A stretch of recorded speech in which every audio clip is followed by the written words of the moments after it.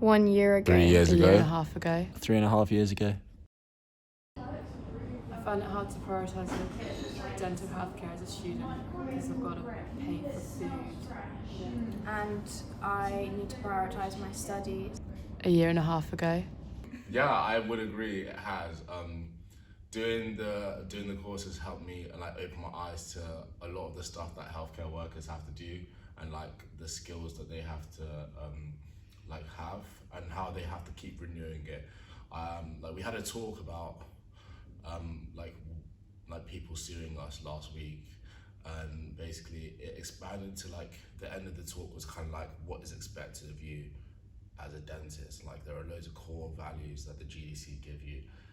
We get taught about social inequalities, and for instance, like we're in Bristol, so the different area of Bristol is like wealth distribution, how to go about managing things like that, how to go about sort of communicating with people from all sorts of different backgrounds, and just how you have to like word things carefully because you don't know what someone's going through. 3 years ago.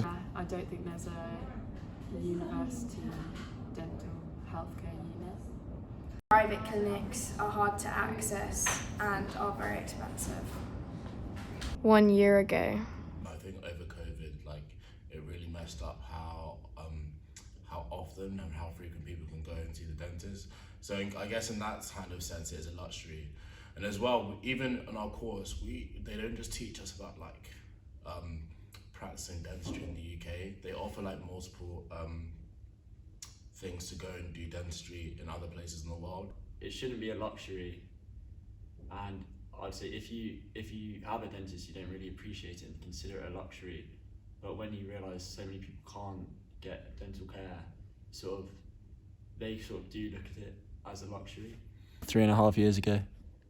I guess the biggest one to do with the government could be just put more money into NHS dentistry. I think that would help sort of facilitate more NHS dental practices, and the ones that currently exist to be able to take in on these patients that they can't currently. In terms of university, there's like a student health centre for the doctors. It's like most students' GP in Bristol.